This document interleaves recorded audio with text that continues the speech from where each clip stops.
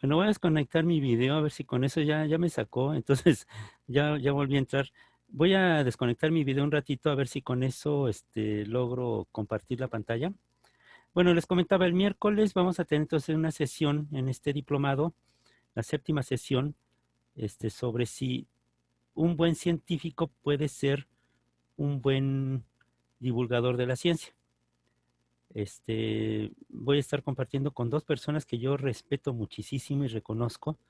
Uno es Sergio de Régules, que ha sido editor durante mucho tiempo de la revista Cómo Ves, de divulgación de la ciencia de la UNAM, una revista muy buena calidad, que incluso yo creo que rebasa los estándares de muchas revistas de tipo científico que hay aquí en México, y la que fue mucho tiempo directora de Cómo Ves, que es otra divulgadora muy reconocida, que están en la Somedicit,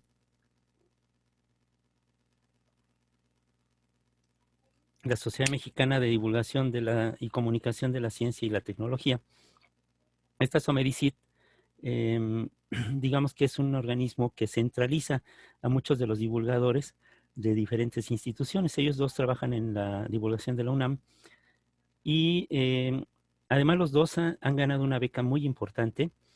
Imagínense, ya les había comentado, creo que estar 3 meses encerrados en un castillo dedicados a escribir y que en ese castillo y los jardines haya de todo, que no tengas que salir y que te dediques exclusivamente a producir un libro.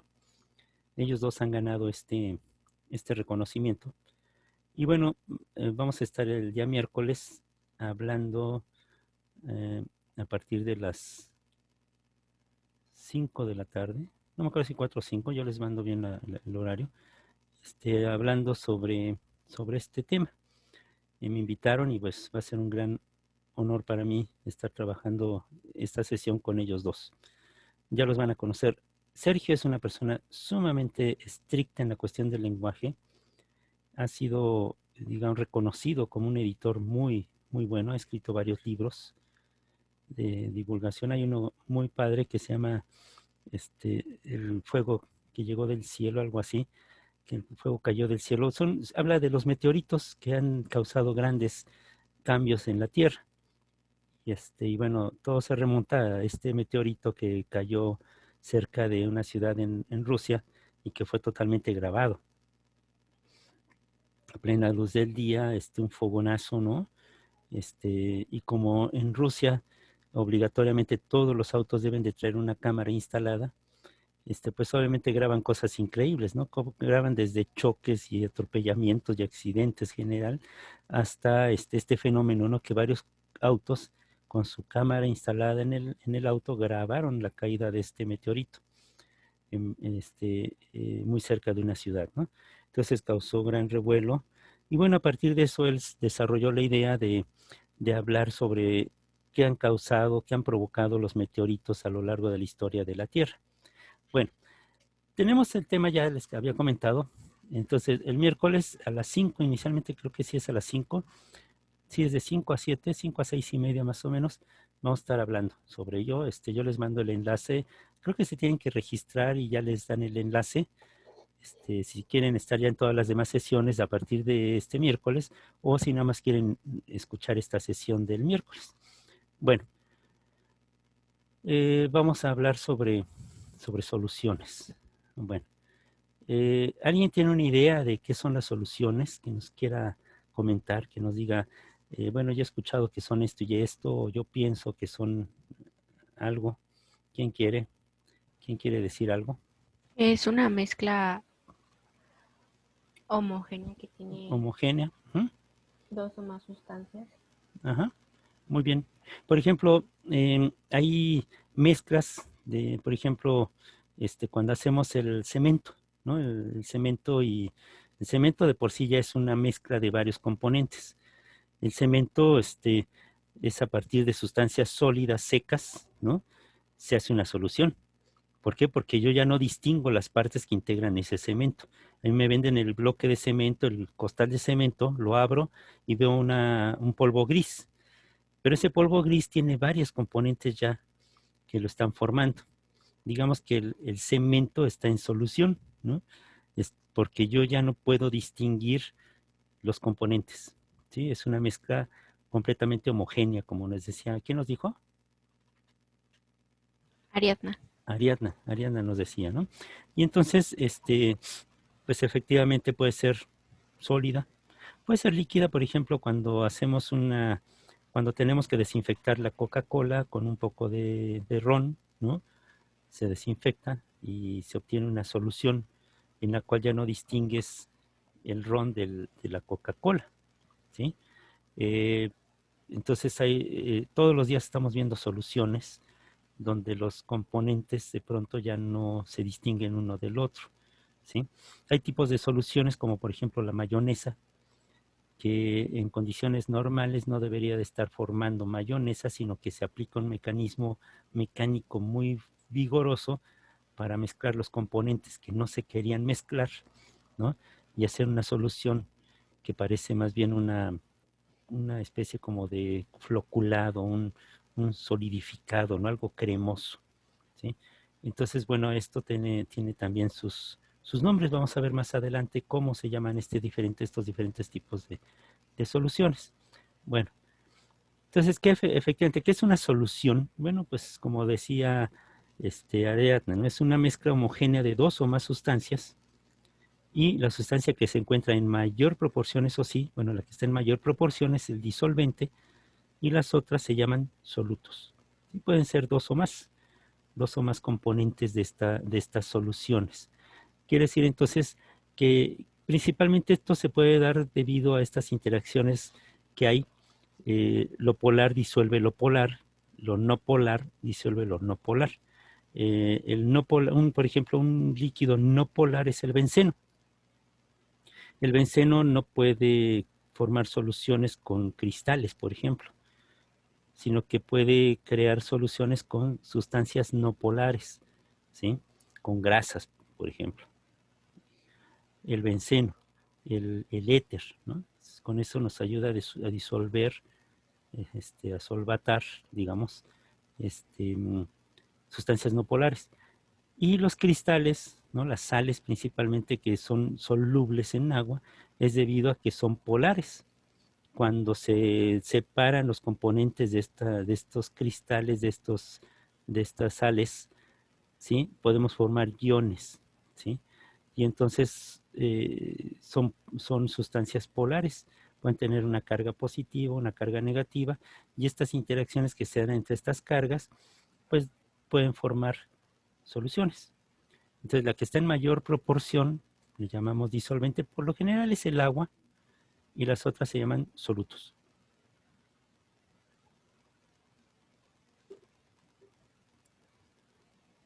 Bueno, la formación de soluciones es un proceso que es termodinámicamente posible, ¿sí?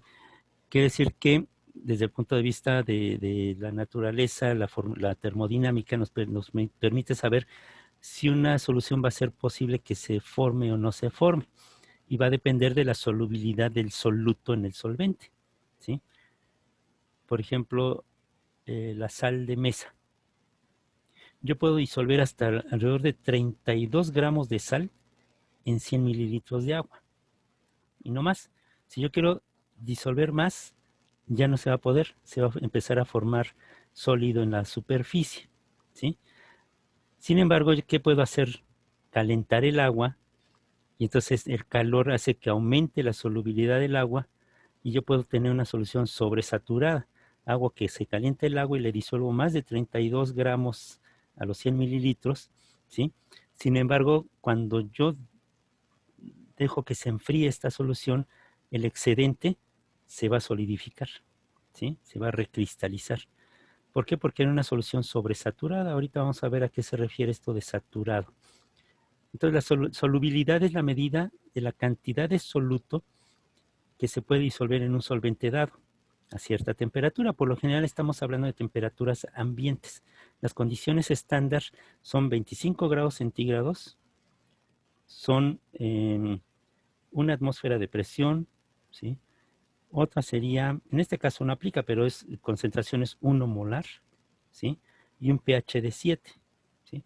Pero digamos que en este caso la solución, la condición estándar ¿sí? Es que a 25 grados estamos hablando de cierta solubilidad de un soluto en un solvente. Y van a depender de la naturaleza del solvente, si es que es un cristal, si es polar o no polar, ¿sí? Y la del soluto, igual si es, es polar o no polar. Como dice aquí, lo semejante disuelve a lo semejante. Es decir, lo polar disuelve a lo polar y lo no polar va a disolver a lo no polar. El caso del benceno con las grasas o el caso del agua con las sales. ¿Sí?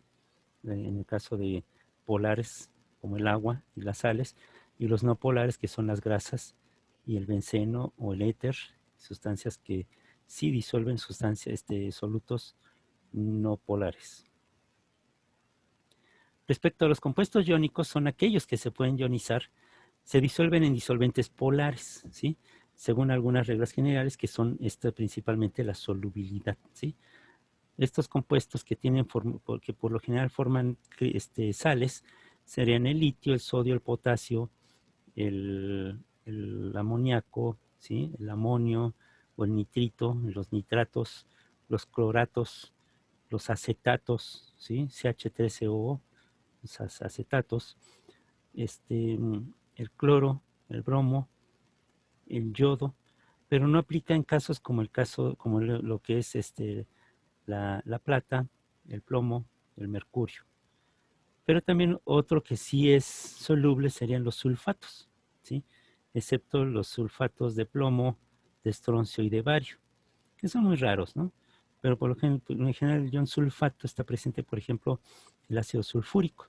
Lo único es que hay que tener cuidado porque la reacción del ácido sulfúrico con agua es muy violenta. ¿Qué tengo que hacer yo? Pues al agua, agregarle poco a poco por goteo el ácido. Si yo hago al revés, tengo el ácido y le pongo el agua, es como cuando ustedes tienen aceite hirviendo, aceite muy caliente, y echan agua, ¿sí? Hay una reacción muy violenta, exotérmica. En el caso de los sulfatos, digamos el ácido sulfúrico, es una reacción muy violenta en presencia del agua. Pero los sulfatos de plomo, estroncio y bario, pues no son solubles.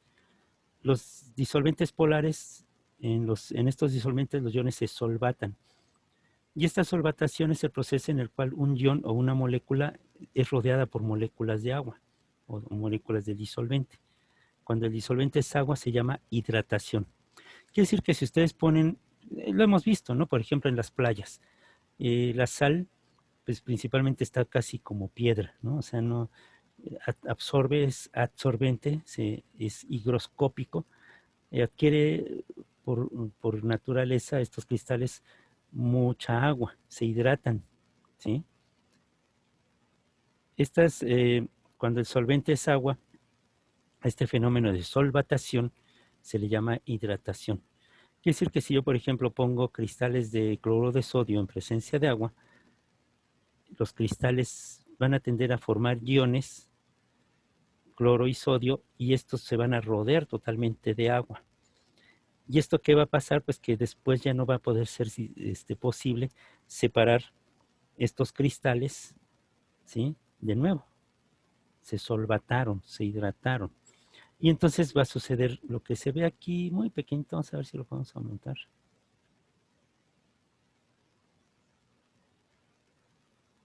Bueno, aquí está más o menos.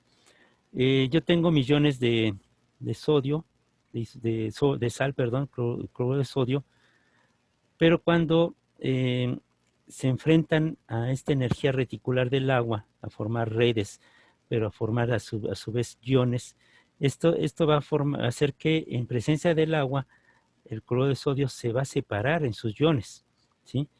El ion cloro que es negativo y el ion sodio que es positivo, y posteriormente cada uno de estos iones se va a rodear de moléculas de agua, ¿sí?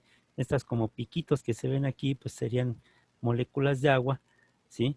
Las cargas, el agua con sus cargas negativas va a estar copando los iones de sodio, de cloro, perdón, y con los lados positivos va a estar rodeando las cargas positivas del agua, del ion sodio.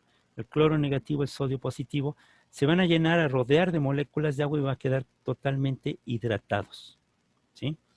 Entonces quiere decir que ya no va a ser posible separar estos iones, volver a unirlos, perdón, para formar otra vez cloro de sodio. ¿Cómo se puede hacer? Pues obviamente tendría que ser que se elimine todo el agua por evaporación, ¿sí? Se pone a hervir, se evapora y quedan asentados ahí todos los cristales. Lo hemos visto cuando dejamos, por ejemplo, hervir una olla con agua, se nos olvida, regresamos, ya no tiene nada de agua y está todo blancuzco en el traste. Es debido a que ahí están las sales de calcio, de sodio, ¿sí? Todas las sales que se formaron, que estaban formando parte del agua potable, van a estar ahí, ¿sí? Van a estar ahí otra vez formando cristales. Nada más que, bueno, si no son muchas las sales, pues van a formar un polvo blancuzco en el cual tenemos varias sales ahí formando parte del agua potable. Cuando hablamos de electrolitos y no electrolitos, son aquellas que conducen. Las moléculas que se disuelven pueden ser moléculas que se van a disociar y generan iones o electrolitos, quiere decir que conducen la electricidad. Y otras sustancias no disociables o no electrolitos, ¿sí? Los electrolitos se van a clasificar en fuertes y débiles, depende del número de partículas iónicas cargadas que generan al disolverse. Toda el agua, cuando es pura, no conduce prácticamente la electricidad, pero ya en presencia de sales disueltas conduce la electricidad. Y va a depender de la cantidad de sales y qué tan fuertes o débiles sean los electrolitos que se formaron en esa agua. Por ejemplo, el agua de mar o el agua de una alberca, ¿sí? Conducen la electricidad.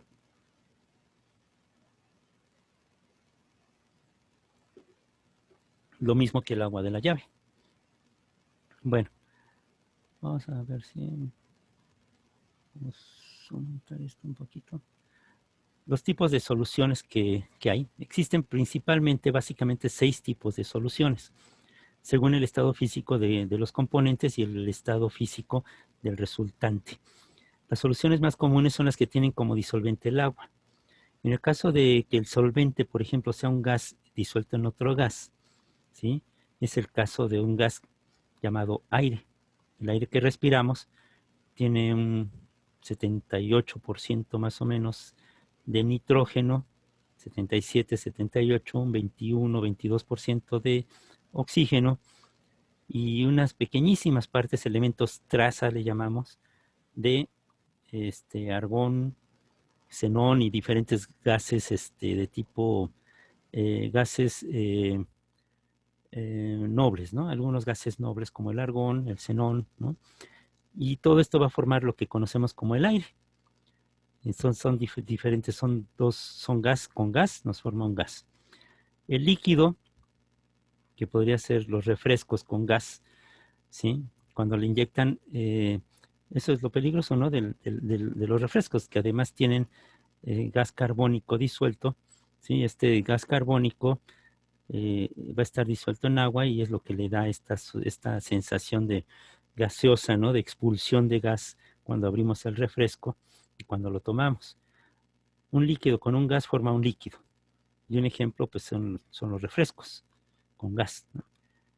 Un sólido con un gas forma un sólido. Y este sería el caso de, por ejemplo, el hidrógeno en paladio. Cómo se puede, digamos, almacenar este hidrógeno y después ser liberado para ciertas reacciones, sería encapsularlo en paladio. Y entonces el resultado va a ser un sólido. Cuando se disuelven dos líquidos, líquido con líquido, nos resulta un líquido. Y este es el caso pues, del etanol en agua o acetona en agua, cualquier solvente polar en presencia de agua, en estado líquido con líquido, pues nos da un líquido. Un líquido con un sólido, cuando se disuelve, por ejemplo, una sal, el cloro de sodio en agua, el resultado es un líquido, ¿sí? Líquido con sólido nos da un líquido y un ejemplo sería cuando disolvemos sal o azúcar en agua, ¿sí? Y un sólido con un sólido serían las amalgamas, por ejemplo, las que nos ponen luego en los dientes, o las que hemos visto para soldar, por ejemplo, en electricidad, o lo que se llama la aleación de bronce. Por ejemplo, las estatuas de bronce es cobre con zinc, o las monedas, ¿no? Las monedas también son una mezcla de sólidos, de metales que dan origen a las monedas, que tienen a veces níquel o que tienen zinc con cobre. Y entonces un sólido con un sólido nos da otro sólido. Obviamente pues los tienen que fundir, o en el caso de las espadas, por ejemplo, que en la fragua ahí se están calentando y que se enriquecen con el carbono en el cual se están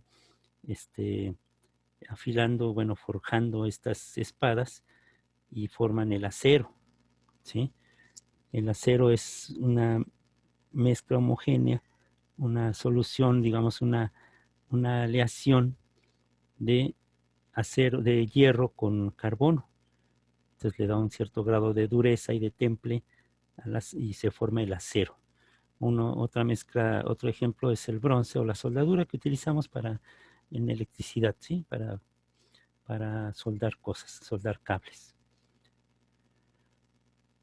Bueno, entonces tipos de soluciones. Ya habíamos comentado algo de saturado y sobresaturado y todo eso. Con base en su capacidad de disolver un soluto, las soluciones pueden ser saturadas, no saturadas y sobresaturadas. Una solución saturada es aquella que contiene la cantidad máxima de soluto que se puede disolver en ese solvente a una temperatura, por ejemplo, la temperatura ambiente, ¿sí? Ya les había comentado que es más o menos 32 gramos de sal, ¿no? Lo que se puede disolver en 100 mililitros de agua, más o menos así. Algunos son más solubles que otros, ¿sí? Otros muy poco solubles. Lo hemos visto, ¿no? Cuando estamos, por ejemplo, disolviendo una pastilla, una medicina, ¿sí? Algunas sí se disuelven totalmente, otras les cuesta un poco más de trabajo, e incluso quedan grumos ahí, no se disuelven, ¿no? Una solución no saturada tiene menos soluto del que es capaz de disolver un solvente. Por ejemplo, una solución no saturada sería una cucharada, ¿sí? De 5 o 10 gramos de sal en agua. Es una solución no saturada. Y en cambio, una solución sobresaturada es aquella que contiene más soluto del que que puede haber en una solución saturada. Y este tipo de solución, ya les había comentado, es muy inestable. Si ustedes calientan esa solución de sal que están formando y disuelven más de 32 gramos en 100 mililitros de agua, cuando la calientan sí pueden disolver más gramos, ¿sí? Pero es muy inestable, tan inestable que cuando empieza inmediatamente a enfriarse, de inmediato se vuelven a formar cristales, ¿sí? Entonces son muy inestables estas soluciones sobresaturadas. Bueno, un soluto puede separarse de la solución sobresaturada de dos formas. Una puede ser por cristalización. Ya hemos visto, cuando hay una solución sobresaturada, se pone un cristal, por ejemplo, de algún sólido, y de inmediato se forma una red en la superficie y se cristaliza. Y otra forma de obtenerlo en la minería, por ejemplo, es por precipitación.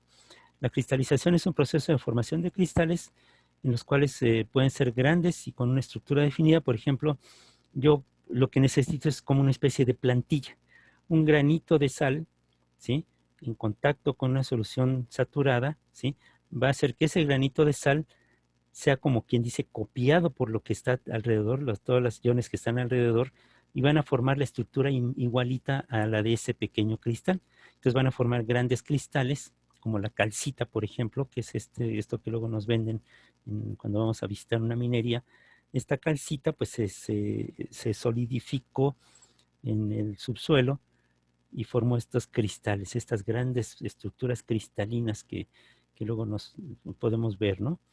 Y la precipitación es un proceso por el que se forman partículas pequeñas y con una estructura indefinida, como es el caso de la minería, donde se lavan y se mezclan los diferentes componentes que estamos obteniendo de la extracción, y después se dejan reposar para que por precipitación lo que es más pesado va a tender a irse hacia el fondo, y ahí estamos obteniendo pequeñas partículas que son estos cristales, bueno, estos solutos que estaban en el solvente. Puede ser en la piedra o en la tierra, o por ejemplo en el agua, ¿sí?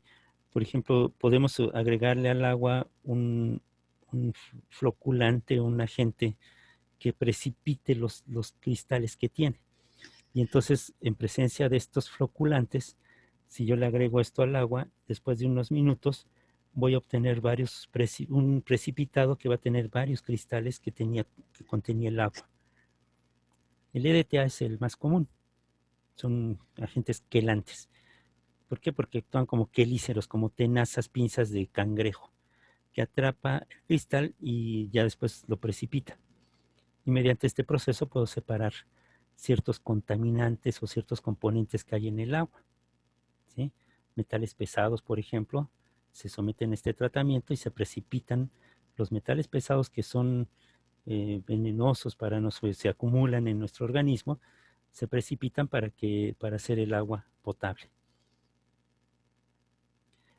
Y entonces vamos a entrar a un tema que ya es de nuestro interés, mucho de nuestro interés, que es la concentración. Bueno, antes de entrar a este tema, voy a hablar de algo que nos mandó la coordinación. Nos están pidiendo que hagamos prácticas, unas pequeñas prácticas que están proponiendo para que hagamos en nuestras casas. Yo les voy a hacer llegar las 3 hojas, las 3 prácticas. Una de ellas, curiosamente, es la que yo les había dicho que íbamos a hacer esta semana. Vamos a formar, nada más que aquí ya va a estar un poquito más elaborada, y me pareció bien. Vamos a hacer indicadores de pH. Sí, vamos a hacer nuestros indicadores de pH en casa, y entonces ustedes van a seguir las instrucciones y nos van a mostrar cómo lo hicieron en sus casas. Puede ser que ese mismo día sea la sesión así sincrónica y veamos qué estamos haciendo en la mesa de donde está nuestra computadora, ¿sí? Entonces, una de ellas es precisamente esta que tiene que ver con concentraciones, con soluciones, con pH.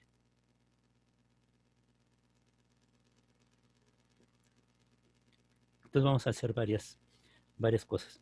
Otra va a ser medir o detectar la amilasa que está presente en semillas que están germinando. En el laboratorio lo obtenemos de una manera muy precisa, muy elaborada. Usamos incluso espectrofotómetros para detectar la concentración y cómo se va disminuyendo la concentración de amilasa conforme pasa el tiempo. Esta enzima es activa cuando está en presencia de agua. Cuando no hay agua, pues no se activa. Por eso es que se pueden conservar tanto tiempo las semillas. Una semilla yo la puedo tener en estado latente, es cuando tiene digamos, su embrión, ¿no? Lo que va a germinar, encapsulado en una gran cantidad de almidón, que pueden ser precisamente estos granos, ¿sí? Estos granos, los granos y semillas que van a estar presentes, que no van a estar formando parte de la semilla. Y estos granos que van a tener una gran cantidad de almidón, este almidón se metaboliza en presencia de agua. Si las semillas se mojan, puede ser que una desgracia suceda en un almacén de granos, que entre humedad, que se inunde, y todas las semillas se van a echar a perder, se van a germinar. Si no están en tierra, pues se pudren esos granos.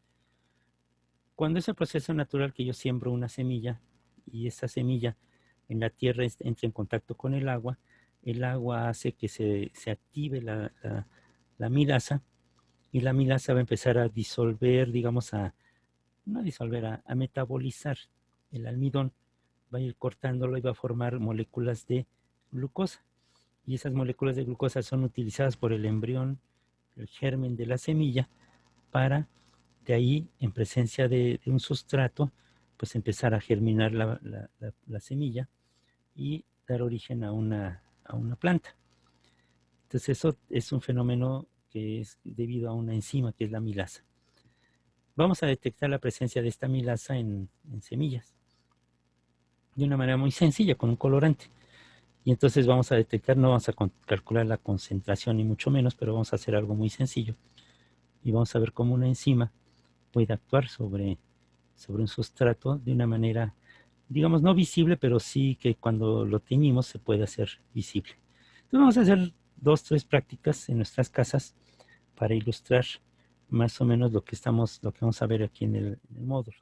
Es una solución, un paliativo, digamos, a la ausencia o la carencia de laboratorios que no vamos a tener. La concentración de una solución es la cantidad de soluto presente en una determinada cantidad de solución. No estoy hablando ya del solvente, estoy hablando cuánto soluto hay en un total, en una solución total. Por lo general nos referimos a litros, ¿no? La letra L mayúscula, litros. ¿Cuánta cantidad de soluto hay en un litro de solución? ¿Sí? Y bueno, por eso es que las formas más comunes en las que se expresa son el porcentaje, por ejemplo, en el caso de un suero fisiológico, la molaridad y la molalidad. Y bueno, y también vamos a hablar de la normalidad, que en términos, en cuestiones industriales no se utiliza, pero en el laboratorio sí la seguimos utilizando. Y para soluciones biológicas, lo que se llama la osmolaridad. Cuando se disminuye la concentración de una solución porque aumenta el volumen del disolvente, se habla de soluciones diluidas. ¿Sí? Quiere decir que yo tengo una solución muy concentrada, ¿sí? Y tomo una alícuota, una pequeña cantidad de esa solución, por ejemplo, 100 mililitros de esa solución, y la llevo después a un litro, voy a tener una solución el 10%, ¿sí?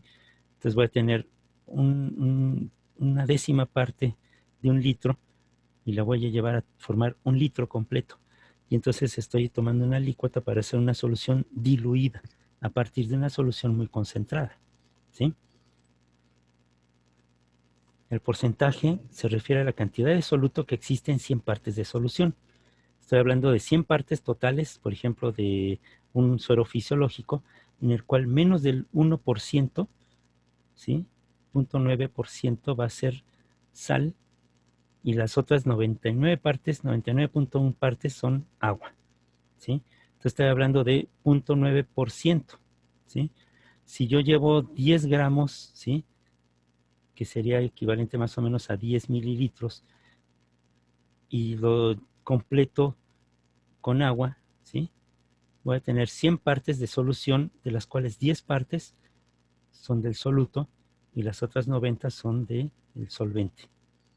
Se puede expresar en términos de relación a la masa-masa o a la relación peso-volumen o volumen-volumen, ¿sí? Entonces, en relación a la masa y al volumen, en términos de peso sobre peso, de peso sobre volumen o de volumen sobre volumen. Y se calcula de esa forma: el porcentaje del soluto es igual a la masa o el volumen del soluto sobre la masa de la solución por 100. ¿Sí? Entonces tenemos que la masa de la solución es la masa del soluto más la masa del solvente, ¿sí? Esto nos va a dar un total. Y este total se expresa en términos de 100 partes, ¿sí? Y se dice entonces de una solución en porcentaje peso-peso, en porcentaje peso-volumen, si mi soluto es sólido y mi solvente un líquido, o de volumen-volumen en el caso de que sean dos líquidos los que se están combinando o mezclando.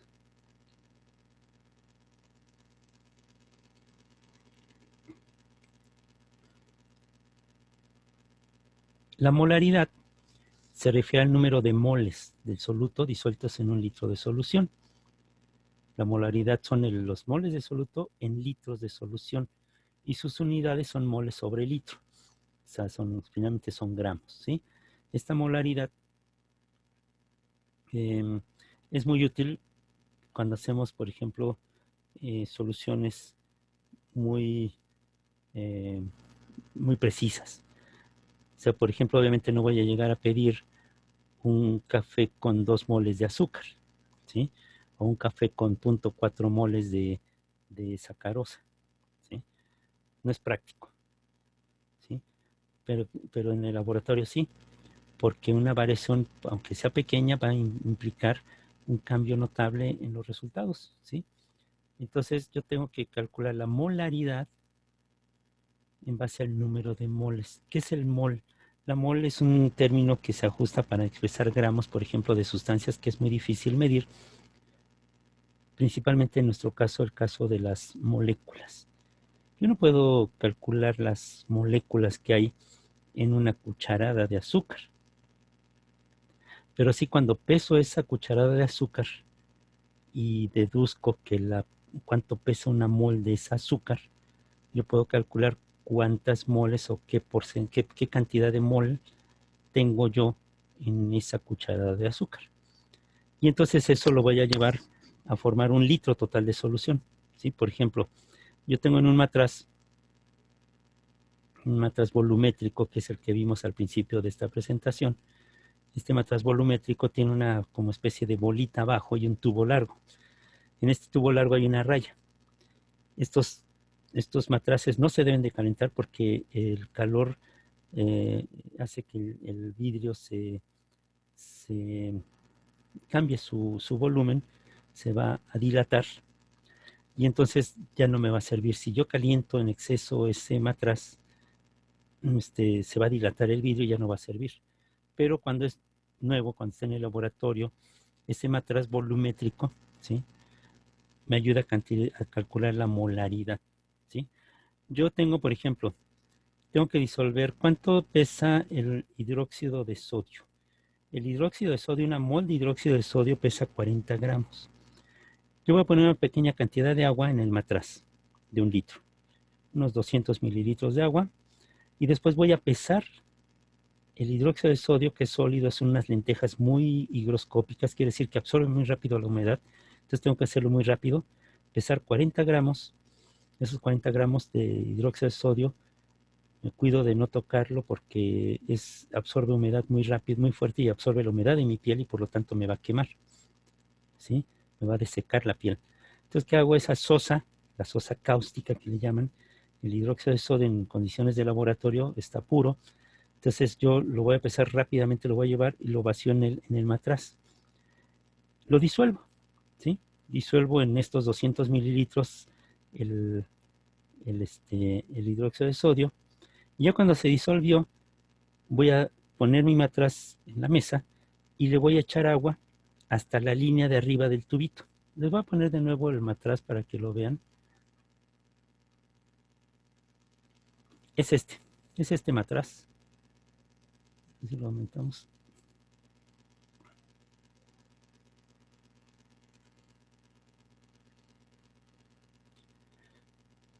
Ustedes ven que dice aquí 500 mililitros, ¿sí? Es un matraz aforado, un matraz volumétrico que tiene una línea aquí. Aquí tiene la línea, ¿sí? En esta parte de aquí hay una línea, ¿sí? Esa línea me indica que cuando llega el agua a este nivel, la parte de abajo de la por adhesión, el agua va a tender a subir por las paredes y entonces va a formar una especie como de uña, ¿sí? Como de media luna, un semicírculo en esta parte de aquí. La parte de abajo de la muesca que le llaman, ¿sí? Esta parte de abajo de esta curvatura, ¿sí? Me va a indicar ahí que son 500 mililitros, ¿sí? De solución. Entonces yo primero puse un poco de agua en esta parte, ¿sí? Vacié mi soluto, lo tapo, lo agito para que se disuelva, lo pongo en la mesa y después completo con agua hasta llegar aquí a los 500 mililitros. Ahí tengo 500 mililitros de una solución con una concentración, una molaridad determinada, la que yo esté buscando, digamos, ¿sí? Y entonces voy a ajustar la cantidad de agua, en este caso, a medio litro, pero por lo general son a litro, ¿sí? Atrás de 1 litro, en el cual yo disuelvo 40 gramos. Si yo quiero crear 500 mililitros, entonces peso la mitad de la mol. 40 gramos, en lugar de entre dos son 20 gramos de hidróxido de sodio disueltos en una solución total de 500 mililitros. No quiere decir que le voy a agregar 500 mililitros de agua. Quiere decir que yo voy a completar a 500 mililitros para tener una solución 1 molar, ¿sí? Una mol es el número de Avogadro contenido, ¿sí? En una sustancia, en un sólido, en un líquido, lo que sea. Esta mol es 6.022 por 10 a la 23 moléculas o átomos o lo que sea, pero expresado en gramos. Entonces es más fácil de hablar de, si yo te digo, a ver, vacíame en un matraz 3.04 por 10 a la 18 gramos, moléculas de algo. Pues no vamos a poder contarlo. Es más fácil eso expresarlo. A ver, mejor dime cuántos gramos tengo que disolver. Bueno, entonces yo hago la conversión. ¿Cuál es el peso molecular? ¿Sí? Y lo divido, bueno, digo, en esa mol, yo tendría una mol, tendría 6.023, y entonces ¿en cuánto tengo en 3.04 por 10 a la 18? Bueno, y entonces ya calculo los gramos. Pero es más fácil que alguien me diga, por ejemplo, la glucosa. La glucosa tiene una molaridad de 180, ¿sí? Entonces quiere decir que 180 gramos de glucosa es una mol de glucosa, ¿sí? ¿Cuánto pesa la sacarosa? Bueno, calculo cuánto pesa la glucosa más la fructosa y le calculo cuánto sería. En una mol de sacarosa, ¿cuántos gramos son? Una mol de agua, ¿cuánto tiene? ¿Sí? 16 del oxígeno más 2 de los hidrógenos. Una mol de agua son 18 gramos. Quiere decir que en 18 gramos de agua pura, yo tengo una mol de agua.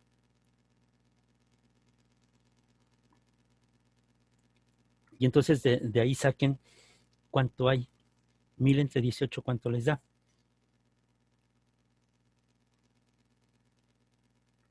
¿Ya sacaron su calculadora?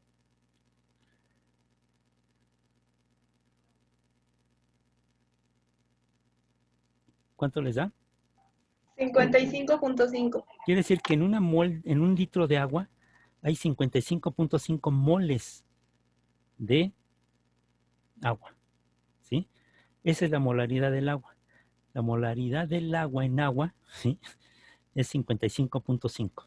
¿Qué molaridad tiene el agua? 55.5, porque en cada litro de agua hay 55.5 moles de agua, ¿sí? Y si yo, por ejemplo, calculo el peso del cloruro de sodio, cuánto pesa el cloro, cuánto pesa el sodio, lo sumo, y quiere decir que una mol de cloruro de sodio, ¿cuánto pesaría? El sodio es 23, el cloro 36. Más o menos, ¿cuánto sería más o menos? Cloro más sodio. Si tienen por ahí una tabla periódica. 59. 59. Quiere decir que 59 gramos de sal de mesa, bueno, ya tiene yodo, ¿no? Pero digamos, de sal pura. 59 gramos de sal pura es una mol de cloruro de sodio, ¿sí? Si yo quiero crear una solución 1 molar de cloruro de sodio, disuelvo 59 gramos, ¿sí? Los disuelvo y los llevo a 1 litro. En ese litro de solución hay una mol de cloruro de sodio, ¿sí? Después vamos a hacer unos ejercicios de esto. Pero de momento, recordemos, la molaridad es el número de moles de soluto, o las moles de soluto, en litro de solución, ¿sí? Esa es la molaridad. La molalidad, por su lado, es cuando los dos son sólidos, ¿sí?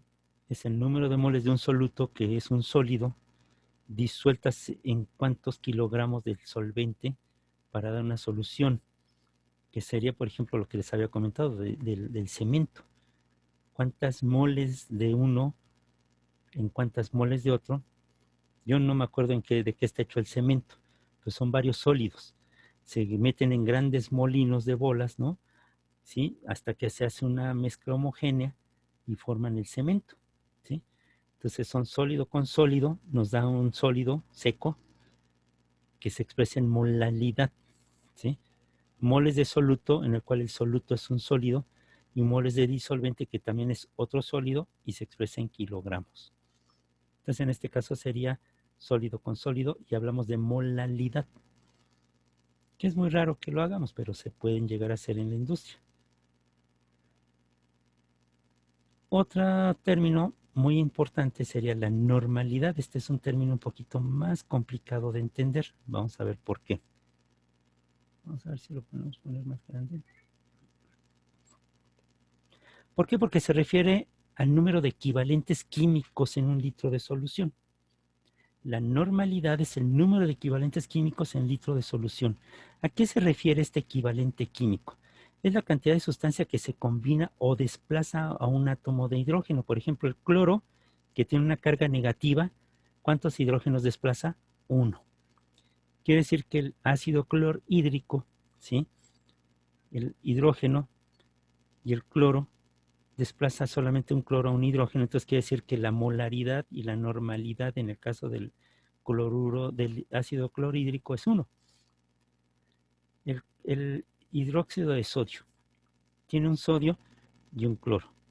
El hidróxido y un OH, perdón, hidróxido de sodio. Tienen un OH que es negativo y un sodio que es positivo. Ese OH, ¿cuántos hidrógenos desplaza? Como tiene una carga negativa, pues 1. Entonces quiere decir que la normalidad en el caso del cloruro de sodio o del hidróxido de sodio es 1. El problema es cuando empiezo a hablar yo, por ejemplo, del ácido sulfúrico.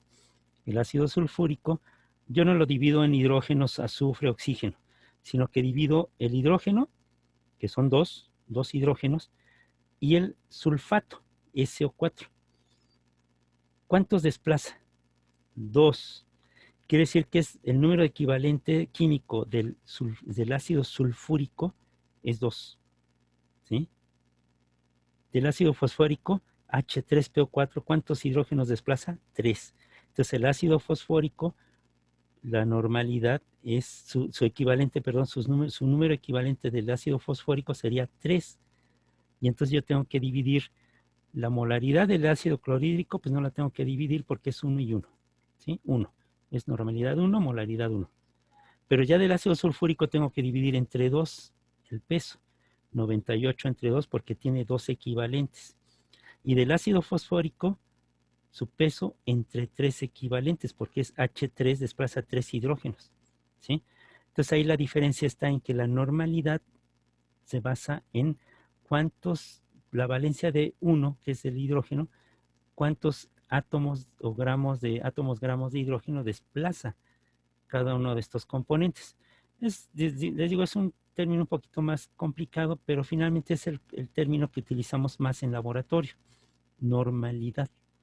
¿Por qué? Porque me da una idea más acertada de cómo se combinan las sustancias. ¿Sí? En apariencia, yo tengo una solución 1 molar de ácido clorhídrico, 1 molar de ácido sulfúrico y 1 molar de ácido fosfórico. En apariencia las tres tienen lo mismo porque son 1 molar, pero no. El ácido clorhídrico, acuérdense que es 1. El ácido sulfúrico tiene 2 y el ácido fosfórico tiene 3. Quiere decir que en una solución molar hay una mol de cada uno de los tres, pero en términos de normalidad, cómo se combinan o cómo reaccionan, el ácido clorhídrico reacciona 1 con 1 de hidrógeno, ¿sí? El sulfúrico con 2 y el fosfórico con 3. Entonces desplazan diferente cantidad de átomos de gramo de hidrógeno y por lo tanto van a reaccionar de manera muy distinta. Y eso, bueno, lo vamos a ver con más detalle después, pero traten de buscar explicaciones a esto de molaridad, normalidad, porcentaje, molaridad, porque además vamos a hablar ahora de un término todavía más raro, ¿sí? Que es la osmolaridad. La osmolaridad es un poquito más complicada porque se refiere en términos, cuestiones ya biológicas. La osmolaridad hace referencia al número de partículas disueltas en un litro de solución. Partículas. No está hablando de peso molecular, no está hablando de átomos en particular o de sustancias en particular, sino de todo lo que esté disuelto en agua, ¿sí? O en una solución. Cuando una molécula no se disocia, la osmolaridad es igual a la molaridad, porque ahí está presente, pero no importa, no se puede disolver, entonces ahí está en toda su concentración. Mientras que en moléculas disociables corresponde a tantas veces la molaridad como el número de partículas genera una molécula al disociarse. Vamos a explicarlo. Cuando se disocia el cloruro de sodio, ¿en qué se disocia? En sodio y en cloro. quiere decir que la osmolaridad del cloruro de sodio es 2, porque forma por un lado el sodio y por el otro lado el cloro. Por ejemplo, del hidróxido de sodio, ¿cuál es su osmolaridad? 2, porque no es sodio, hidrógeno y oxígeno, ¿no? Sino que el oxígeno con el hidrógeno forma una partícula, el OH, con una carga negativa, y otra, el sodio. Quiere decir que forma dos, dos partículas, una de OH y una de sodio. El ácido sulfúrico genera 3, porque son dos hidrógenos y un sulfato, SO4. Entonces quiere decir que la osmolaridad del ácido sulfúrico sería 3, porque forma dos hidrógenos y sulfato, ¿sí? Y así, ¿cómo se pueden disociar? ¿Cuáles son los iones que se forman? Por ahí en Envía hay unas hojitas que se llama grupos funcionales. Consulten eso porque ahí todos los grupos funcionales es lo que nos va a ayudar a entender la química orgánica junto con la bioquímica.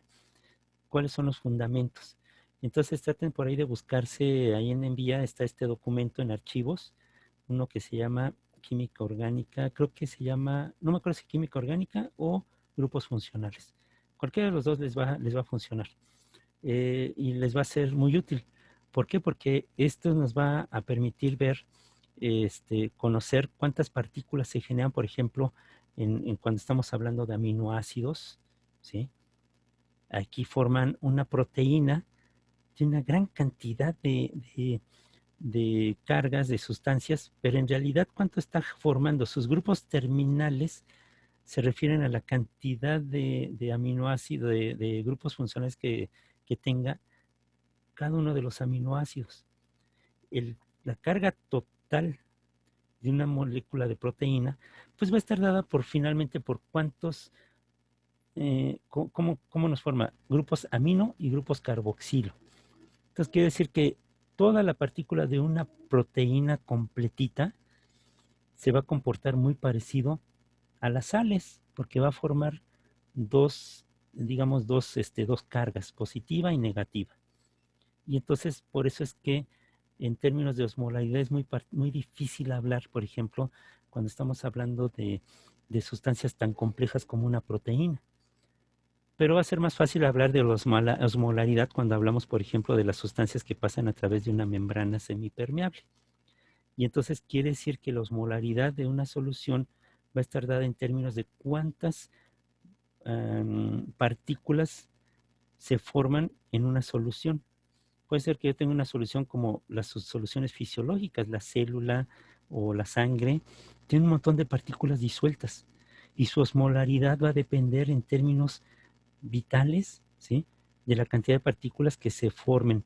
Por eso es que no nos podemos inyectar cualquier cosa más que el suero fisiológico con glucosa, porque eso no va a afectar nuestra osmolaridad a no ser que no hagamos el suero de una manera adecuada. Yo no me puedo inyectar agua solita, ¿sí? Esto probablemente me lleve a un paro cardíaco. Si me inyecto una solución de potasio, por ejemplo, va a acelerar tanto el ritmo cardíaco que me va a matar. El suero fisiológico tiene partículas disueltas de cloruro de sodio en agua más glucosa, que son las dos sustancias osmolares características del plasma. Y estas dos van a estar perfectamente en equilibrio en un suero fisiológico, es una solución isotónica, que no va a dañar para nada mis glóbulos rojos, ¿sí? Si yo pongo una solución con mucha sal, con menos sal, ¿sí?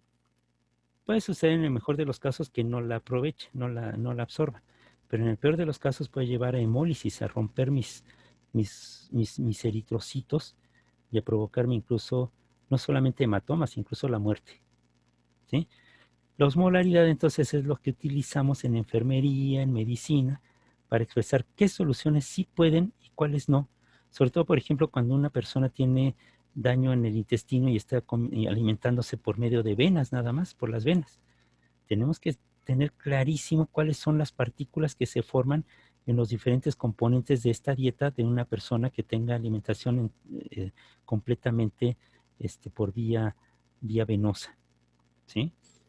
Entonces, la osmolaridad son las moles de partículas disueltas sobre los litros de solución. ¿Cuántas partículas puede formar cada uno de los componentes de esta solución? Va a depender de cuántos iones o cuántas partículas libera cada uno de ellos cuando se disuelve. Cuántas partículas genera una molécula al disolverse. Vamos a ver si con una lectura que les voy a enviar les queda más claro. Bueno, aquí está más o menos las concentraciones de electrolitos que hay en algunos de los líquidos corporales para que se den una idea más o menos de esto que les estoy comentando. En el líquido intracelular, ¿sí?, tanto dentro como fuera de la célula, lo que hay, por ejemplo, dentro de la célula hay 150 miliequivalentes de potasio, 40 serían de magnesio y 10 de sodio.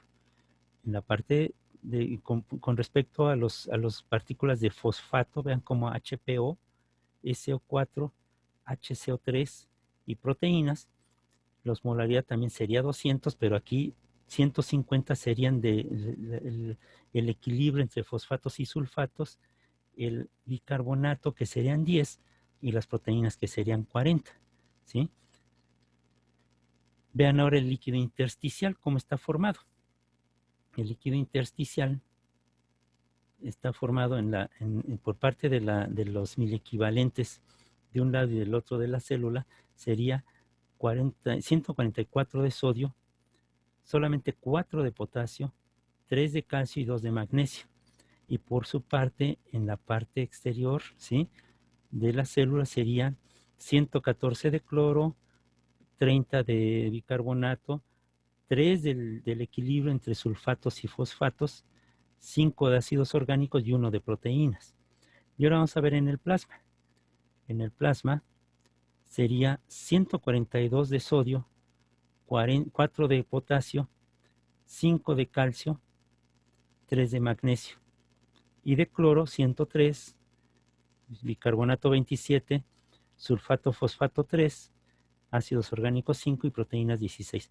Vean cómo estas diferencias son notables y esto pues va a marcar la diferencia entre que un paciente pueda recuperarse o no su equilibrio osmótico, ¿sí? Si nosotros no tenemos cuidado con estos pacientes, pues probablemente por un desequilibrio que nosotros provoquemos en esto, nos va a llevar a una situación de gravedad. Vean cómo dentro de la célula, ¿sí?, y fuera de la célula hay diferentes concentraciones, ¿sí? Dentro de la célula, la mayor cantidad que está en el líquido intracelular es de potasio y en la parte de afuera de sodio. Esto va a permitir que este gradiente que se provoca hace que varios acarreadores dependan, varias sustancias que son acarreadas, dependan de sodio, porque va a estar en exceso en la parte de afuera y va a tender a entrar adentro de la célula y con ello va a poder arrastrar, por ejemplo, glucosa hacia el interior, ¿sí?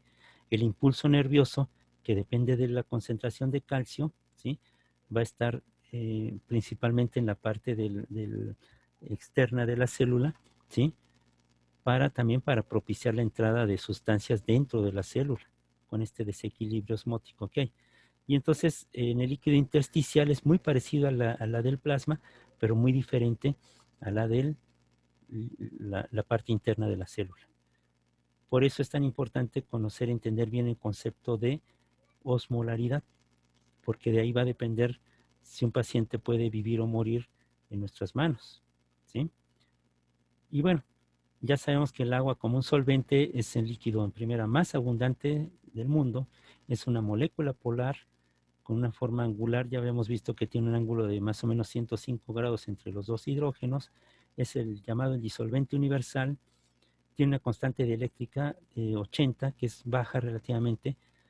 Esta constante dieléctrica hace referencia a la capacidad que tiene el disolvente de separar iones.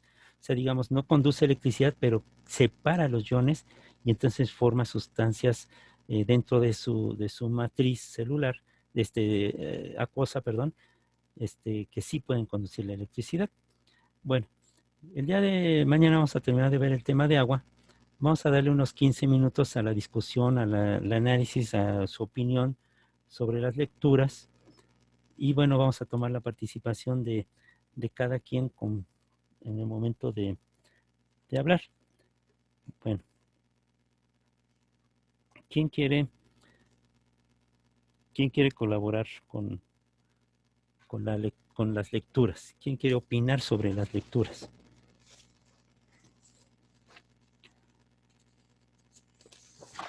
Bueno, ¿Sí? en la lectura de Inequidades en la Salud de México, pues a pesar de que este artículo es de hace ya varios años, creo que refleja todavía lo que estamos viviendo. Y, o sea, ellos al tratar de poner las reformas en la salud, pues al final este artículo concluye que es un fracaso, porque, bueno, en mi opinión yo creo que ellos lo ven más como hacia un lado económico, pero solamente hacia el sector de la salud. Y ellos piensan que o sea, que con tener dinero en ese sector pues van a lograr un cambio. Pero para mi perspectiva creo que esta estrategia no está mal, pero creo que tienen que ver hacia una visión más grande, ya que no todos tienen el acceso a los servicios públicos y o sea, gran parte de la población mexicana vive al día y creo que se necesita como más apoyo en ese aspecto. Y las desigualdades, conforme pasan los años, creo que son más evidentes. Y creo que ahorita es un gran ejemplo, o sea, sin excepción a la pandemia, creo que desde antes había ya muchos problemas en el sector de la salud y con esto de la pandemia creo que o sea, se ve como Más muchísimo más evidentes. la evidencia. Ajá. Uh-huh. Y se vio la gravedad de esta situación, ¿no? ¿Cuántos hospitales estaban a medio terminarse? Muchos de los hospitales que supuestamente estaban habilitados, pues en realidad no lo estaban. Este, eh, Durante mucho tiempo se quitó dinero al sector salud, ¿no? Para favorecer otros proyectos. Ya vimos ahora que fueron proyectos que finalmente eran para enriquecer o para favorecer a ciertos grupos políticos, ¿no? Y que bueno, obviamente ahorita hay gran descontento debido a esto, de que se han denunciado y se han evitado todos estos grandes fuentes de ingresos ilegales, ¿no? Que eran principalmente dañar a la salud de la población en aras de obtener un beneficio, lo cual me parece monstruoso, ¿no? Terrible. No sé si ustedes han podido ver bueno, en Netflix hay una serie que se llama Borgen. Es una serie muy, muy interesante. O sea, cómo se lleva a cabo la política en un país como Dinamarca, un país de 5 millones de habitantes, y cómo la política parlamentaria es muy diferente a nuestra política, cómo esta política parlamentaria este, es austera, muy austera. O sea, los ministros en Holanda, en Dinamarca, en Noruega, llegan en bicicleta, ¿sí? O sea, andan en bicicleta, es una sociedad totalmente, con un sector de salud muy favorecido. Los ingresos de Noruega, por ejemplo, del petróleo de Noruega, van totalmente al sistema de pensiones, o sea, no se toca ese dinero para nada. Es un país productor de gran cantidad de petróleo y sin embargo no viven del petróleo. El petróleo lo utilizan para otras cosas. Entonces le venden a todo el mundo su petróleo, pero ellos no utilizan petróleo. Ellos tienen otras fuentes alternativas de energía y no gastan ese dinero. Aquí ha sido pues para enriquecer a Romero de Champs y toda esa élite de gente corrupta que se ha hecho rica por lucrando con el petróleo que era de la nación y que terminó siendo de unos cuantos, ¿no? ¿Qué más sobre esto? ¿Quién más quiere comentar? Bueno, algo que relaciona, bueno, leyendo las dos lecturas, algo que pude como relacionar o darme cuenta es que se busca que la población con bajos estatus económico tenga mayor acceso al sector salud, pero no existe una gran difusión. O sea, es decir, bueno, yo lo vi por este lado. El gobierno sí busca llegar a los lados con mayor pobreza, pero no a los que están en pobreza extrema. Lugares en donde hay pobreza extrema no hay suficiente difusión, pues sí, del sector salud, o ni siquiera llega, ni siquiera hay clínicas o algo a donde ellos puedan asistir y pues obviamente no lo saben. Por ende, ellos, de hecho es algo que platicaba yo en el foro, que hay muchas veces que ellos ni siquiera saben que tienen ciertas enfermedades, porque pues no, nunca han asistido a un chequeo o algo así, o simplemente ellos lo tratan de manera natural, con hierbas o cosas así. Entonces yo siento que no se le da la suficiente difusión para, pues sí, para que la gente sepa dónde asistir o cómo. Ujú. Gracias, Erika. ¿Lograron averiguar cuál es la prevalencia entre los muertos por COVID de hipertensión? ¿Alguien logró encontrar esa cantidad, ese dato? Bueno, se lo sigo dejando de tarea. Tienen que buscar la Yo prevalencia de encontré, hipertensión. profe, ¿Sí? una nota de la jornada que decía que era el 48.2, pero Ujú. fue de abril. Ajá. Sigue siendo muy elevado, ¿sí? O sea, es increíble la cantidad de gente que no sabe que tiene hipertensión y que cuando se entera es porque ya lo intubaron o ya lo hospitalizaron y se entera que una de las causas fundamentales de esta gran mortalidad es la hipertensión, la cantidad de gente que tiene hipertensión y que no lo sabía. Entre las mujeres es más fácil que lo detecten porque, bueno, algunas, la mayoría, cada año van a hacerse su chequeo. El hombre no, el hombre es Superman, el hombre dice, no, pues yo no tengo nada, yo no me siento mal. Ya cuando se siente mal es porque ya tiene años arrastrando quizás este problema. El caso de la obesidad, de la hipertensión, la diabetes, pues ahora nos regresaron, nos bajaron aquí a esta realidad que tenemos de un país con prevalencia de enfermedades crónico-degenerativas muy alta y que incluso en algunos casos no se ha detectado. Y entonces esto nos ha llevado en esta situación pues de grave crisis que tenemos de mortandad provocada por el COVID y bueno, en parte es esta prevalencia de enfermedades crónico-degenerativas, ¿verdad? Sí, efectivamente, Katia, sigue siendo muy alto, muy alto. A estas fechas habría que ver, actualizar ese número y ver cómo va ese número, que de tomo seguramente estará muy elevado, ¿sí? Bueno, ¿qué opinan de esto? O sea, ¿el ser pobre te predispone a cierto tipo de enfermedades? ¿O cuál es la relación, la correlación que podría haber entre pobreza, marginación y la aparición de cierto tipo de enfermedades? Yo quisiera decir que aparte de eso en específico, pues creo que algo que tocó ahorita más o menos es sobre que hay algunas personas que tienen la capacidad de acceder a los servicios médicos, pero no les importa hasta que ya están casi muriéndose. Yo tengo familiares que dicen, yo no voy al doctor hasta que ya sienta que me está llevando. Dice, entonces Ujú. puedes evitarte ese tipo de cosas porque yo creo que en México estaría mejor también hacer campañas para que la gente que tiene la capacidad, porque sí hay también un porcentaje bastante considerable, que vayan y se chequen desde antes y no dejen que los problemas avancen, porque como dice usted, hay gente que no sabe qué tiene y va cuando ya está muy mal.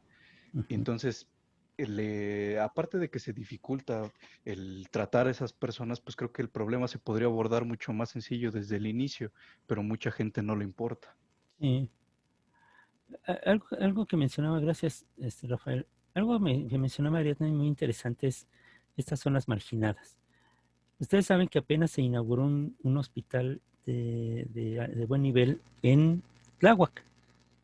O sea, era una delegación con graves carencias, ¿sí? Que ni siquiera tenía un hospital. Y bueno, ahora se echa a andar precisamente en esta situación de crisis, va a servir como para resolver un poquito esta saturación que hay en los hospitales en la Ciudad de México en este momento, pero efectivamente, si alguien se pone muy grave en Tláhuac, imagínate con el tráfico y todo eso, trasladarlo a Tlalpan o a las delegaciones más cercanas que sí tienen servicios de salud y hospitales, pero cuando alguien se ponía muy grave en esta parte de Tláhuac, ¿no? No sé si alguno de ustedes vive por ahí, pues la gran Sí, cantidad, yo, profe. ¿sí? Las pocas vías que hay de comunicación, ¿no? Sí, hay 2 hospitales. Pero grandes así como el que acaban de inaugurar. Es que está el Belisario Domínguez, que está por Tezonco, Ajá. y luego está el hospital de Tláhuac, Pero uno era, creo y el que que hicieron nuevo está como a ¿cómo a cuánto? ¿cómo, perdón? El más grande, ¿cuánto? Como a 10 ¿Cómo? minutos del hospital de Tláhuac. Ajá. Pues sí, es que lo grave es que había pocos servicios. O sea, imagínense la cantidad de población que hay. O sea, es una parte, una delegación que sí está, sí, digo, es principalmente semiurbano, hay todavía muchos sembradíos y todo eso, pero era un sector poco atendido, o sea, una delegación poco atendida. Igual en el caso de Xochimilco. Sí tiene hospitales, muchos hospitales particulares que han lucrado durante todo este tiempo con esta carencia, pero si alguien se enfermaba de cierto tipo de padecimiento grave en Tláhuac, tenían que trasladarlo hasta esta parte de Tasqueña o más cerca, ¿no? De la zona de hospitales. Y bueno, son zonas que se consideran este tipo de gente, de población marginada, que no solamente aquí en la Ciudad de México, en todo el país. O sea, hay lugares donde hay una gran cantidad de población y que los hospitales, por ejemplo, si uno va entrando a la ciudad de Tulancingo, antes de entrar, del lado derecho hay un hospital, ¿sí? Muy grande, que nunca se echó a andar, o sea, se quedó así, construido, y no está funcionando. Y como ese es un ejemplo de muchos hospitales que así quedaron, o en obra negra, o inconclusos, ¿sí?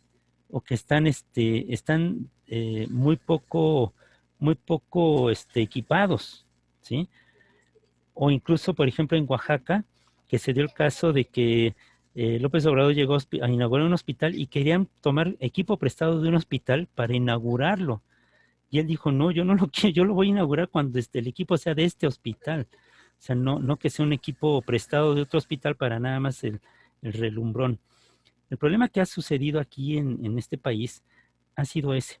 Se ha preferido construir carreteras, edificios grandes, oficinas gigantes, hospitales muy grandes, y se ha abandonado la atención primaria, se ha abandonado la educación, se han abandonado muchas cosas que deberían de estarse favoreciendo y que sin embargo, ¿qué le interesa al político? Pues algo donde yo salga en la foto, donde yo salga rompiendo, cortando el lazo, inaugurando una obra gigantesca que no sabemos como que para qué va a servir, ¿sí? Entonces vean cómo donde van a aparecer en foto, ha habido casos patéticos como el de una señora en Sonora que le dio palas a las mamás que están buscando los cuerpos de sus hijos, ¿sí? Para que ya no lo sigan haciendo con jícaras o con las uñas. Entonces se le ocurrió la idea de darles una pala, ¿no? A estas mamás para que busquen a sus hijos, quién sabe en dónde los vayan a encontrar, ¿no? Pero eso, la importancia era salir en la foto con la gente dándoles su pala. O sea, así de ridículo, ¿no? Y en este caso, construir grandes caminos, ¿no? Que sí sirven para, pues, obviamente, pues, para entrar y salir de esas comunidades, pero hay carencias más evidentes que resolverían más problemas que construir este tipo de infraestructura, que sí es necesaria, pero hay cosas que son más necesarias como escuelas y hospitales o centros de salud que grandes hospitales gigantescos, grandes edificios y grandes oficinas, ¿sí? Que no van a reportar un beneficio inmediato a la gente, ¿sí? La pobreza te predispone a eso, además de lo que comentaba Rafael. ¿Quién más quiere comentar? Yo, profesor, lo que alcancé a ver de las lecturas es que o sea, en realidad te predispone a cierto tipo de enfermedades que tienen que ver sobre todo con enfermedades infecciosas, ¿no? Porque también, o sea, se manejaba el dato de que hogares con una media de ingresos más altos están predispuestos, bueno, lo que muestran los datos es que tienen predisposición a obesidad y por los padecimientos que esto conlleva, ¿no? Y respecto al punto que se estaba tratando, pues a mí me parece muy claro la temporalidad pues en la que en la que se presenta este fenómeno de abandono de los servicios de salud, ¿no? Que tiene que ver con lo que, pues en los discursos políticos está identificado como el periodo neoliberal, ¿no? En la actualidad lo identifica así el gobierno actual, ¿no? Y, y pues me parece que es claro no solo en la situación de México, sino si volteamos a ver también a la situación del país vecino, Estados Unidos, tiene una situación similar. O sea, a partir de que se empieza a delegar los servicios de salud en manos de privados, pues se tiene una crisis, ¿no? En ese sector también en este país, que viene a tratar de resolver el presidente Obama y que gente que comulga también con ideas de privatización como Trump ha querido también echar para atrás. Entonces a mí me pone a pensar que, pues, sí, o sea, la corrupción como fenómeno, pues es una, pues un lastre muy grande que pueden cargar este tipo de sectores, ¿no?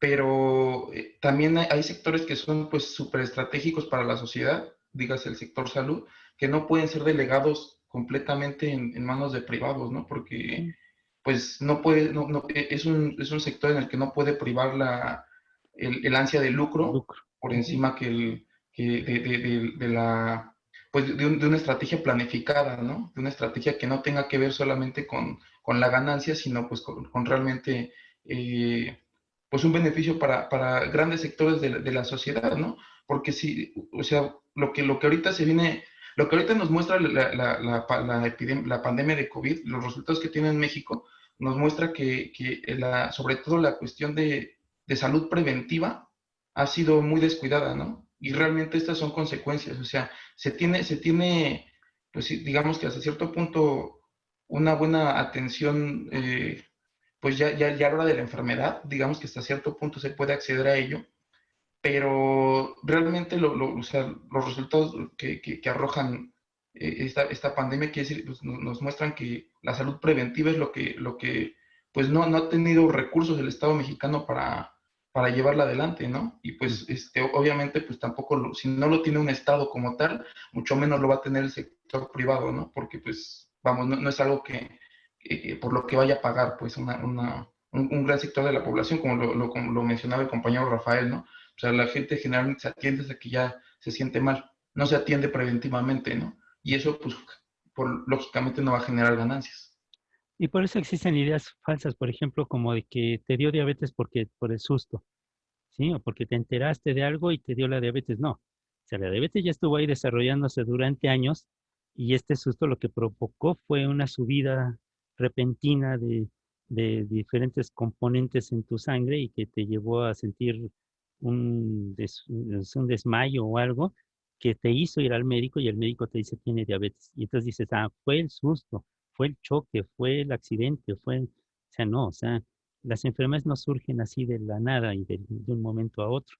Un grave problema precisamente que hay en Estados Unidos en este momento es, se privatizó el sector salud y vean las consecuencias, o sea, gran cantidad de gente que no estaba atendida y que ahora no las quiere ni siquiera en algunos lugares atender porque son hospitales particulares, ¿sí?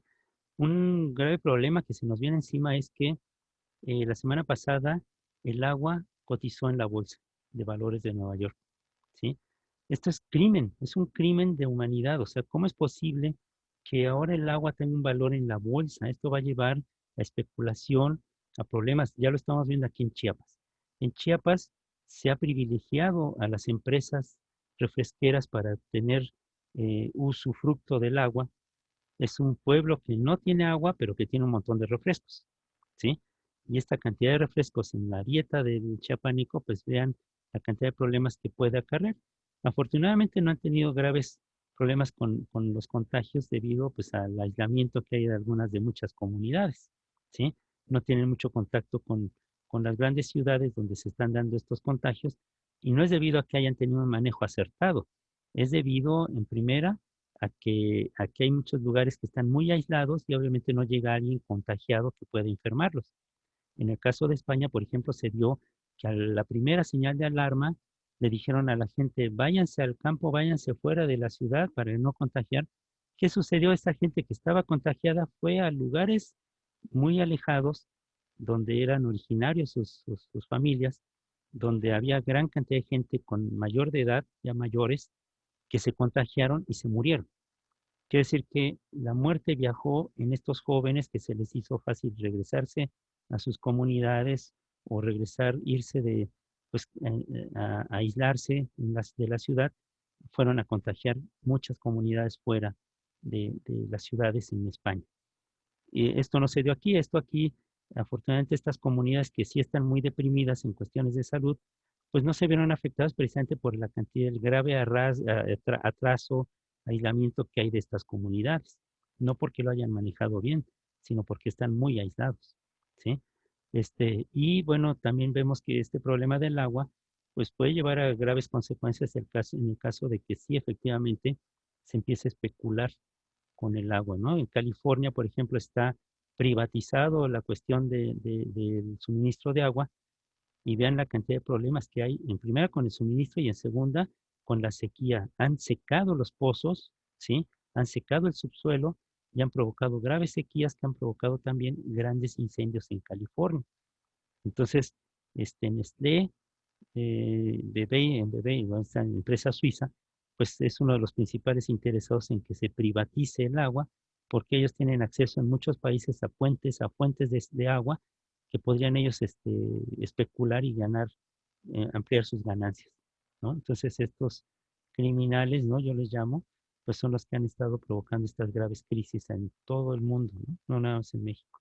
Hay que ir a ver los casos, pues, de África, ¿no? Donde es muy patente esta carencia. Bueno, Perdón, y nada más para terminar un poco esa idea. O sea, aquí en México ya nos pasó, en el norte del país ya hubo inclusive un episodio, ¿no? De manifestaciones y en este gobierno donde tuvieron que enviar a la Guardia Nacional a reprimir manifestaciones, ¿no? Y en Chiapas el caso también es claro.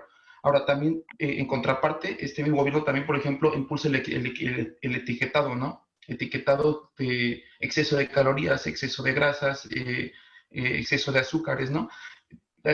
Y básicamente, pues lo que a mí me da a entender esto es que si uno se pone a ver más o menos como por qué está haciendo el gobierno estas acciones, el etiquetado en particular es producto de la presión de ciertos grupos que se organizaron y que dijeron, ¿sabes qué? Pues vamos a hacer que el gobierno ponga atención en esto y vamos a justificarlo científicamente y vamos a dar el debate, ¿no? Frente a los grandes empresarios que daban un debate más bien ideológico que científico, ¿no? Y pues eso me lleva a pensar, vamos, este gobierno pues sí puede tener como un discurso distinto, un discurso que contraviene a gobiernos anteriores que fueron los culpables de haber vendido el sector salud, pero no va a hacer nada si no se le presiona, ¿no? O sea, realmente pues la victoria de López Obrador pues fue una victoria para el pueblo, sí, pero realmente todo está por hacerse, ¿no? O sea, realmente no se ganó nada con que este señor llegara a la presidencia. Todo está por hacerse y es con presión, pues, de la población y de la población organizada, ¿no? sí, Pues nosotros como universitarios creo que, pues, tenemos una responsabilidad muy grande en ese sentido, ¿no? sí, y es muy importante, como dices, también mencionar que estas carencias tienen decenas de años y que de un año para otro no se van a resolver, pero evidentemente los grupos políticos están interesados en presionar en ese sentido. El acuerdo que había de 1947 con las aguas del río Bravo y el río Colorado, pues datan de mediados del siglo pasado, no se han actualizado, y entonces esto lleva a graves inconformidades que tienen toda la razón, pero también son acuerdos internacionales que se tienen que respetar. Lo que pasa es que se utiliza políticamente, pues, para hacer este tipo de presiones.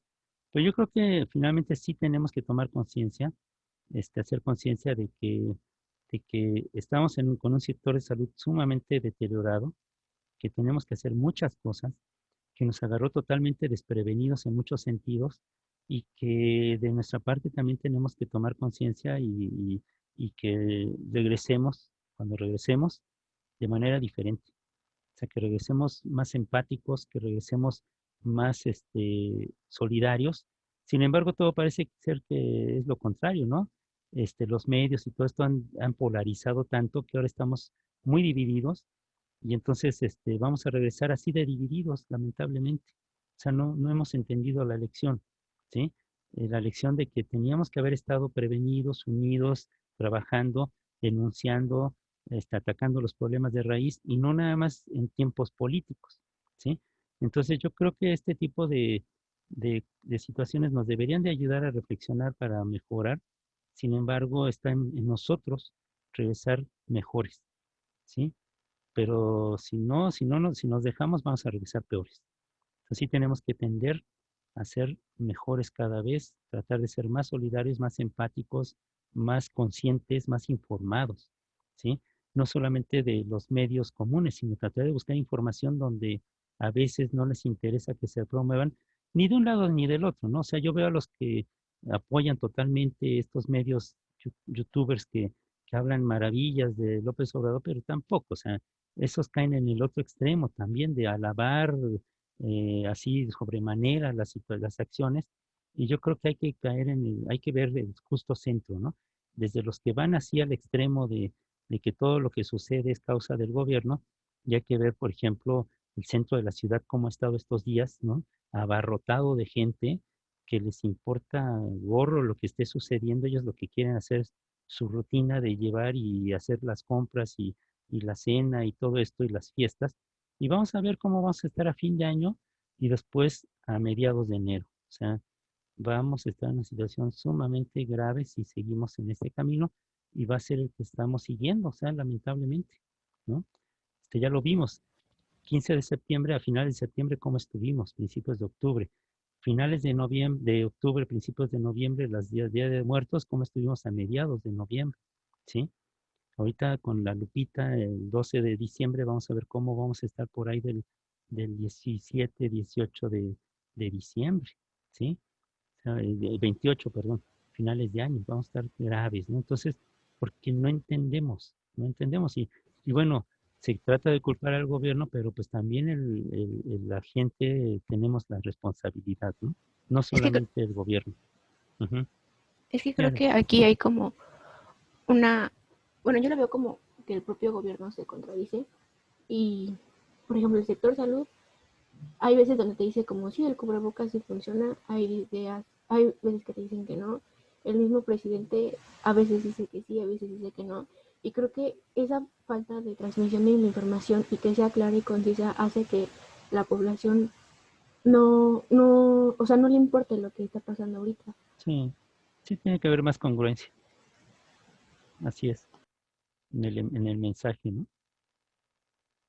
Ok, bueno, sigan participando en los foros, tomen la precaución, Ariadna, de lo que escriban lo primero a lo mejor en el blog de notas y después lo llevan para que tengan el respaldo del blog de notas.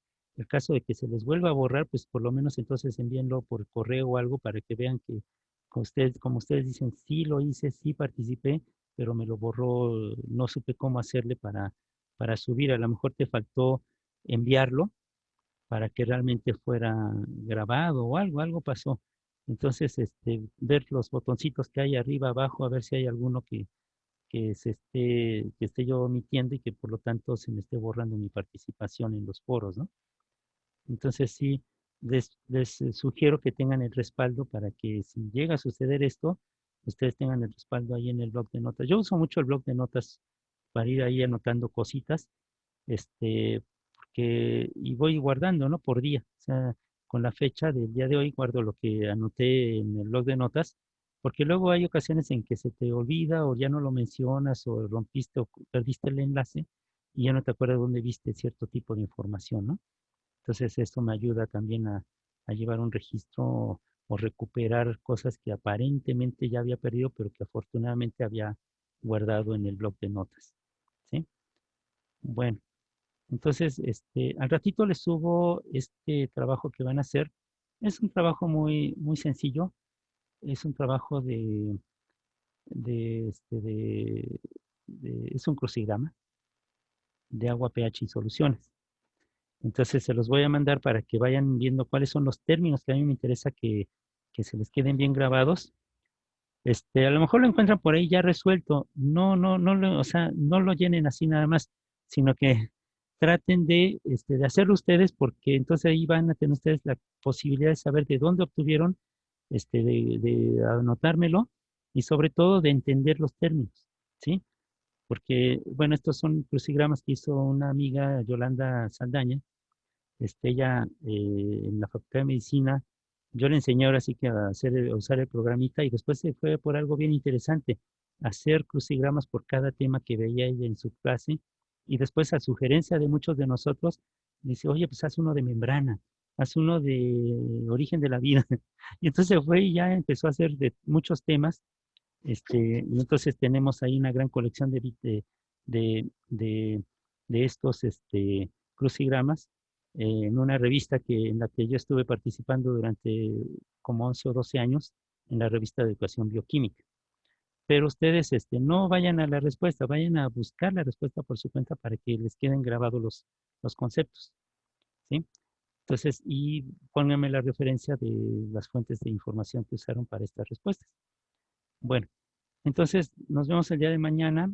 Faltaron ahora algunos, no estuvimos todos. Voy a averiguar cómo se sube la grabación a YouTube para que esté disponible. Vamos a abrir un canal o de los canales que ya tengo abiertos, voy a subir ahí los videos para que estén disponibles también. Bueno, nos estamos viendo el día de mañana y síganle dando las lecturas, son muchas, ¿sí?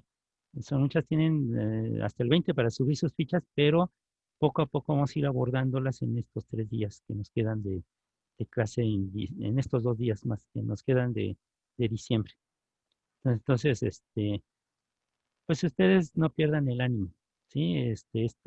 Esta situación yo espero que va a terminar pronto y nos va a hacer regresar diferentes, por lo menos de mi parte y de muchos de los que están trabajando en la UAM, muchos profesores, tenemos la intención de regresar diferentes. O sea, ya no vamos a regresar a lo mismo, yo creo que vamos a regresar cambiados.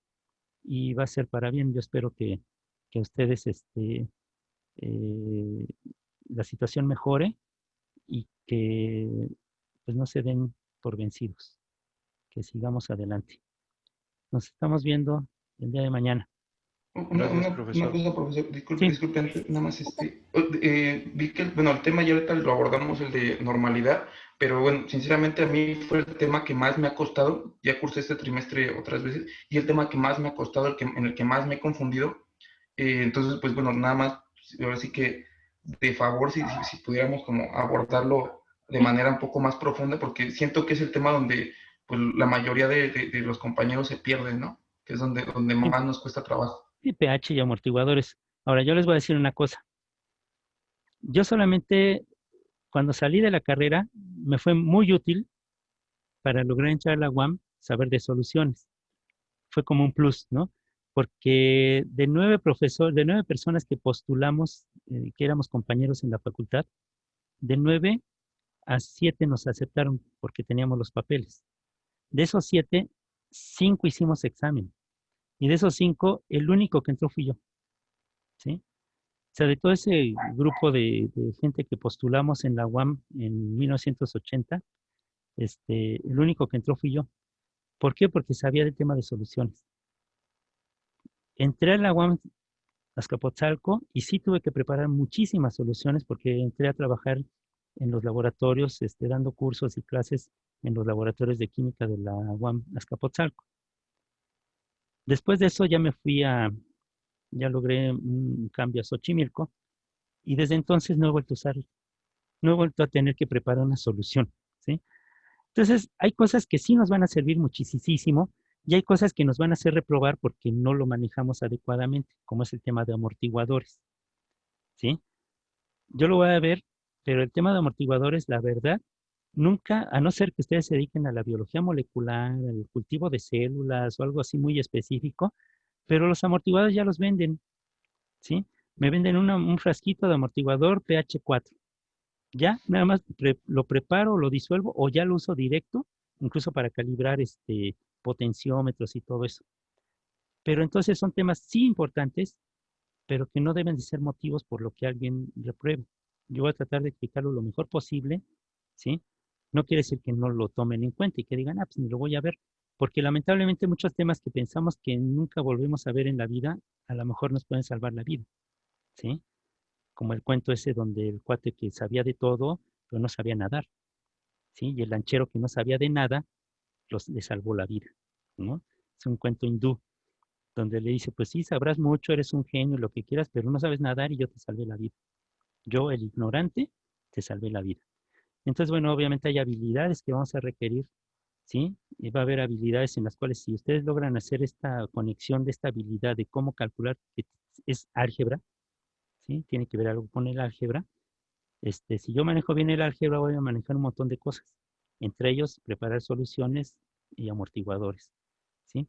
Sí lo vamos a ver más a fondo, vamos a ver si les consigo algún material, algunos videos más claros, pero vamos a hacer unos ejercicios y con estos ejercicios a lo mejor nos queda un poquito más clara la situación, pero sí que entiendan que un tema como estos, conmigo, no los va a reprobar, ¿sí?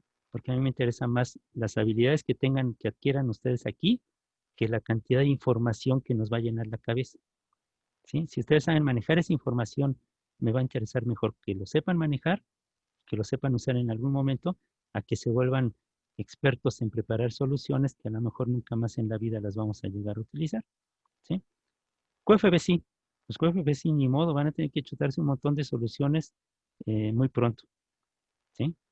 Pero igual en agronomía, en biología tenemos que cultivar células, tener animalitos, ¿no? Que estén en un pH adecuado y todo eso. Sí, a lo mejor entonces en ese caso, y por eso sí vamos a insistir en algunos temas, vamos a, como dicen, a machacarle, que les quede bien afianzado, ¿sí? Pero que no sea un motivo como para que se angustien y si no lo aprenden van a reprobar, ¿sí? Bueno, ok, entonces nos vamos a seguir viendo, estamos en contacto y nos vemos mañana. Yo al rato en unos 10 minutos les subo el crucigrama, ¿sí? Lo van a resolver de manera individual, pero ustedes deciden si se comunican entre ustedes, siempre y cuando den las fuentes de información, ¿sí? Bueno, ok, entonces nos vemos el día de mañana. Nos vemos mañana, profesor. Gracias. Que estén Hasta bien. mañana. Hasta mañana. Gracias. Mañana, gracias. Bye, bye. Día, compañeros. Bye.